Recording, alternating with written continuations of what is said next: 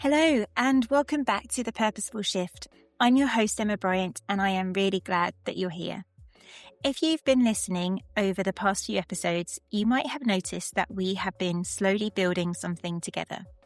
We have talked about the inner nudge, we've questioned what we want, we've talked about pressing pause, and about letting go of those shoulds that shape so many of our decisions. So today I want to talk to you about something that you've probably heard of and maybe even spent some time considering before, and that is your why. But I want to talk about your why not in a heavy way and not in a you need to have this all figured out kind of way, but more as a gentle way of understanding what might be sitting underneath the changes that you have been thinking about in your life. So what do we actually mean by your why? Well, you might have come across the idea of your why through Simon Sinek's work, where he explains why some leaders and organizations are more innovative or influential or successful than others, using what he calls the golden circle. This idea really helps leaders explore communications that start with their why rather than their what or their how. It's generally focused on business and leadership, but it can equally be used as a self-development idea where us as individuals can determine our life choices in alignment with our why, rather than the two other circles, which are the next circle out or the middle circle, which is how, and then that outer circle of what. So the inner circle of why represents our core purpose, so our beliefs, why we do what we do, why we choose that action over another. The why helps us to find clarity and inspiration. The how enables us to explore the process or the values and the approaches that we use that are different to others. So it helps combine the other two circles of why and what in terms of how we bring our why to life. The outside circle of what typically explores our actions, or if we're a business, the services or products that we produce. So most people can explain what they do or how they do something, but they might struggle more to explain why they do that thing. So in a workplace, Simon argues that starting with your why can enhance engagement within teams, it can increase brand loyalty, and it contributes to an organization's overall success. In our personal lives, understanding and starting with our why can help us explore our own personal purpose and help us make decisions for our careers or for our life that feel in alignment with our core values and beliefs. So if we strip it right back, your why is simply the reason that something matters to you. It's not what you do, it's not what your role is, it's not what fills your time, but instead why any of that is actually important to you in the first place. And I think this is where it gets really interesting because most of us are very used to talking about what we do or how we do something. So if somebody asks you how you are or what's going on in your life, you'll probably talk about your work or your family, your general responsibilities, or perhaps some plans that you have coming up. And you might list these off to people like a to-do list or an agenda that we have, but most people don't tend to talk about why those things actually matter to them or to us. And this can actually be more challenging than it first seems. I'd like to give you a couple of personal examples which are relevant for me, which you may or may not relate to, but perhaps they will prompt similar ideas in you and for you to help you discover your why for various situations or experiences. But just before I do that, I think it's really important to note that you can have multiple whys. You might have one or two or even a few really big whys that drive most of your life decisions. But you will likely also have smaller whys that will contribute to other actions that you do or you don't take in your life. If you can identify any of your whys, whether they're large or small, that's a really useful first step. Okay, so for examples, the first one is a little bit controversial, so bear with me. So last year we were looking to move home. And we were actually looking to move across the country to a totally different county and area. There were actually a few towns that we really liked, and more than one of them had a race course nearby. The house options were good, there was green space, the location was ideal in terms of traveling to other areas and seeing family and friends. But the race course was a real issue for me. I had this really strong gut feeling that I just couldn't live in a town which had a race course. And all the positives for the house, the area, the transport links, the proximity to friends and family, they were all huge positives, massive ticks in terms of the pros and cons list that we might have had for each of the areas that we were looking at. But my personal negative, which wasn't important to anybody else in my family or anybody else involved in the move, it was just for me. And that was that I really couldn't live near a race course. So I started to try and understand why that was. So on a surface level, my first reaction was, why? Because I don't agree with horse racing. I know it's for a lot of people, it's just not for me. And then I thought, but why? Why don't I agree with horse racing? It's not the glamour and the glitz and the money. It's not, I know lots of people have wonderful days out at the races and they really enjoy the experience. So I thought, why is it so much of an issue? And I think it's because I don't believe animals should be used for our entertainment. There are, of course, lots of other considerations around animals being injured in transit, the ethics of racing, the money involved, the mistreatment of animals, etc., etc. And today I read a news piece about a horse who'd broken its back during a race and still finished the race to win before being killed. And that just made me feel really sad and really angry and a whole mix of different emotions. So I think my final why really is because I really struggle with the idea of animals being injured or harmed in any context. Now, I know there will be people listening who think I'm soft and idealistic, that I'm out of touch with reality or the natural order, that I've never been a farmer's daughter. There'll be people who think I'm just wrong. And there might be horse lovers too who are listening who really enjoy horse racing, and perhaps their argument would be that horses are born to run. That's what they're bred for. That's what they're meant for to do. That's what makes them happy. And I'm sure there are plenty of arguments to be had for and against horse racing or any form of animal racing. And I'm only giving this example as a personal why for me, because I really had to think about what it was that was the deep down why that was driving this real strong opinion that I couldn't live near to a racecourse, even if it had been my dream house, dream location, everything else was perfect. The racecourse was a big enough no. And like I said, it wasn't important to anyone else in my family, but it was important enough to me that those towns and those areas were then totally off the list. And even if it had been the dream home, it couldn't have been the dream home because my why aligned with my values and my core beliefs, and that was much more important than the what's and the how's and all of the other benefits that house and that town and that area brought. Okay, so that was a bit of a long-winded and possibly very controversial example. So another one is that, not necessarily about me personally, but some assumptions here. I've been working or doing work in the charity sector now for over 10 years, and I have met hundreds of absolutely incredible people who work in and for charities and who are so wholly committed to what they do. They have excellent skills, they have great experience, and they typically work for lower income or lower salaries than they would receive for the same skills and level of experience that they have in the for-profit sector.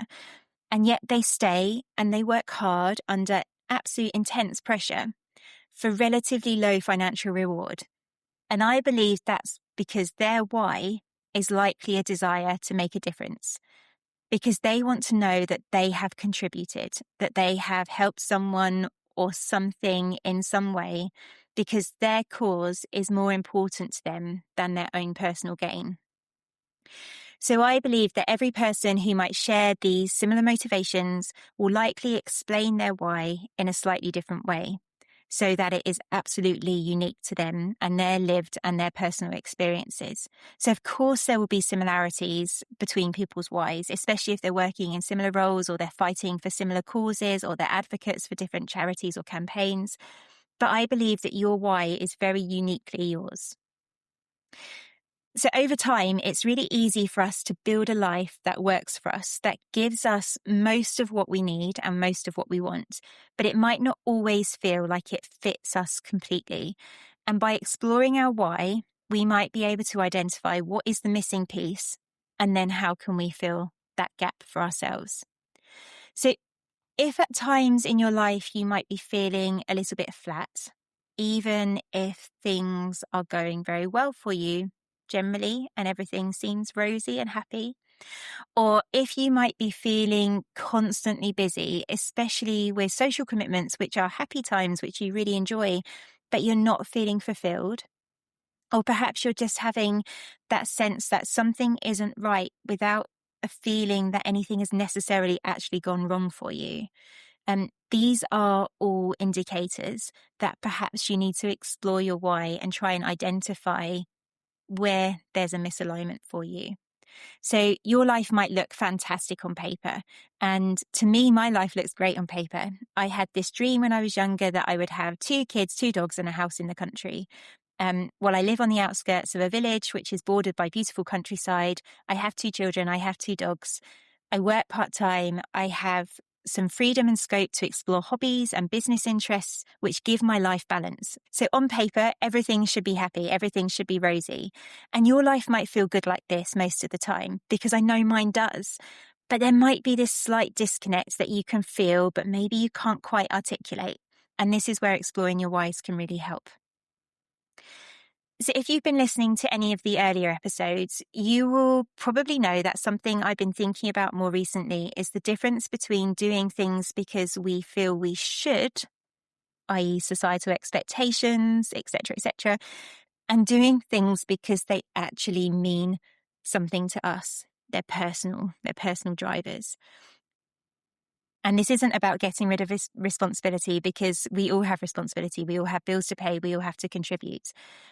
But if most of your time and energy is going towards things that do not feel connected to you anymore, then these things and your life might start to feel quite draining for you rather than energizing, even if you can't really fully explain why.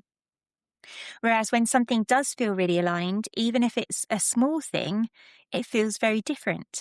There's more ease to it. There's more energy inside of you. There's more sense of something feeling right when you undertake that thing, that activity, that task. And that energy can be really powerful. It can carry you through the day. It can carry you through the week. And it can be sustained as those aligned activities repeat throughout the different periods of your life. So why don't we know our whys? If they can have that much impact, why aren't we really aware of what our whys are? Well, I personally don't think it's because we're not capable of knowing our whys. I think it's usually much simpler than that. And I think it's because we're busy. We're used to getting on with things. We're used to looking after other people and managing our lives. We're busy living. And, the whole social media distraction addiction thing is a whole, another episode of topic. But we might not have given ourselves time or space to actually explore our whys yet. We might not have even thought to until today. Or we might not have been presented with this idea of exploring our whys as an opportunity before. Also, I think asking ourselves questions like, what is my why, can actually feel quite uncomfortable, perhaps even unnecessary or even indulgent. I think these questions can carry pressure for us to have an answer immediately, when in fact it could actually take us some time of sitting with that question before you can start to articulate an answer. There might also be a feeling that your why should sound impressive or selfless, like it needs to be something big or meaningful in a very visible way. And I think for most people, it's much quieter than that. It might be wanting more calm in your day. It might be wanting to feel less rushed. It might be wanting to enjoy your life a little bit more. It might be wanting to feel more like yourself again. And those things matter just as much as something that's big or more visible. And they're the reason this podcast even exists, because it exists to help us explore how we can find more joy, happiness, purpose in our everyday lives. So, for example, someone might say, I want more flexibility. And I say that a lot. And that sounds quite practical.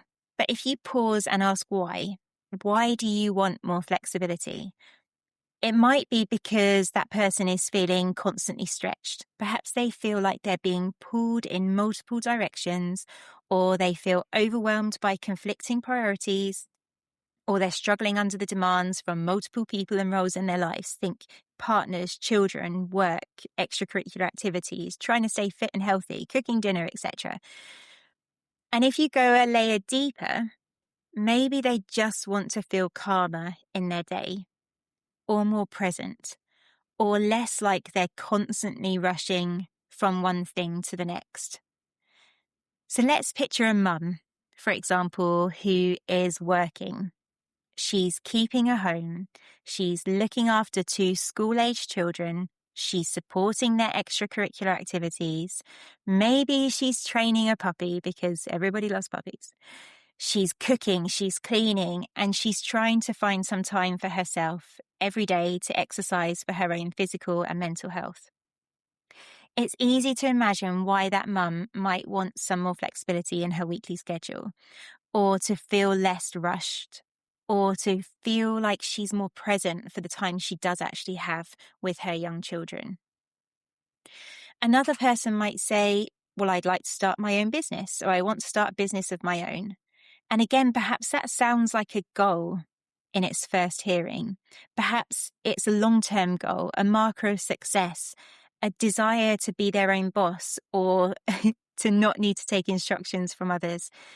Perhaps it's because they want to explore the possibility of unrestricted amounts of money, which aren't capped by salary expectations. But underneath it all, it might actually be about freedom, or creativity, or wanting to feel more in control of their time. Or maybe even just wanting to feel like themselves again, rather than the identity they have taken on as an employee. And when you understand that deeper layer, it starts to shift things for you, because then you're not just chasing a goal or something that might seem superficial or that might not have any depth to it, but you're actually responding to something that really matters to you. And you've identified what that thing is, and you can see how all of those different dots join together to make you feel more fulfilled or less fulfilled. So I'd love to give you something really simple that you can try as an exercise to explore your own whys. You don't need a notebook to do this unless you want one, and you don't need loads of time, just a few quiet minutes to ponder the questions.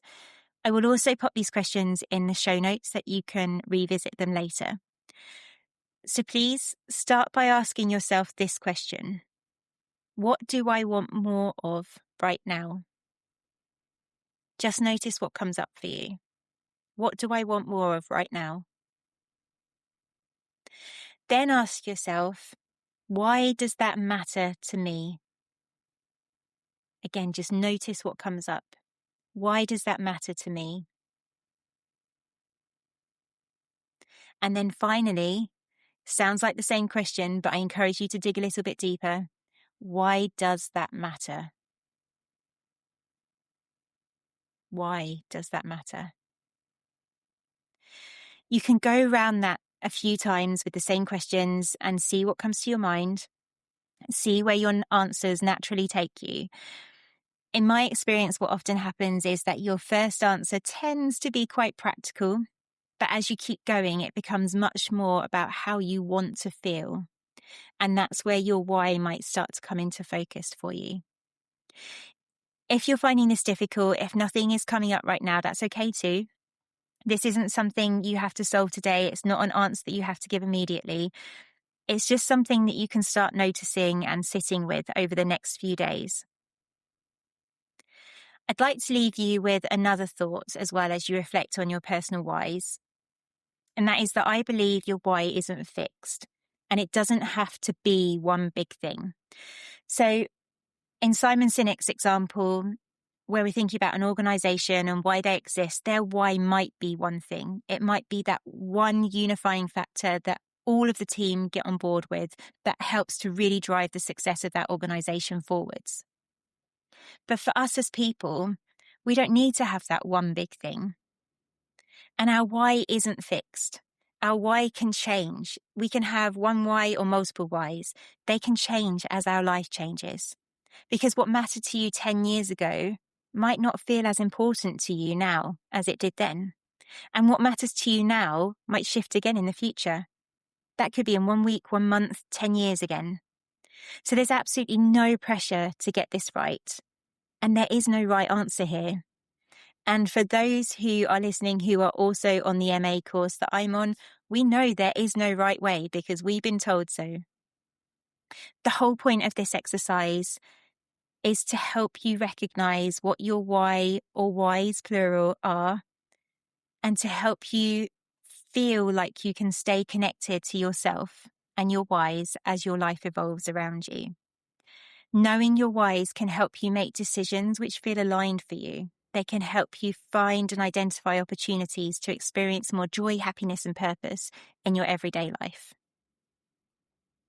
So in next week's episode, I want to talk to you about Ikigai, which follows on nicely from today, because once you start to get a sense of what matters to you, i.e. a why, the next question you can ask yourself becomes, well, what might that actually look like in our lives? And I'm going to talk about Ikigai as a concept or a tool to help you begin to piece that together in a really practical way. If this has given you something to think about, I'd really encourage you to come back to those questions when you have a bit more space. If you would like to explore this in person, I have a selection of workshops coming up where we complete exercises like these in much more detail to help explore value alignment and how to make small changes to feel more fulfilled. I'll pop a link to the website where you can find out more about these events in the show notes. And if you know someone who's been feeling a little bit stuck or a bit unsure about what's next for them, please feel free to share this episode with them too. If you're interested in the next step, please hit subscribe to be notified of next week's episode on Ikigai. As always, thank you so much for being here and allowing me to be a small part of your day today. See you next week.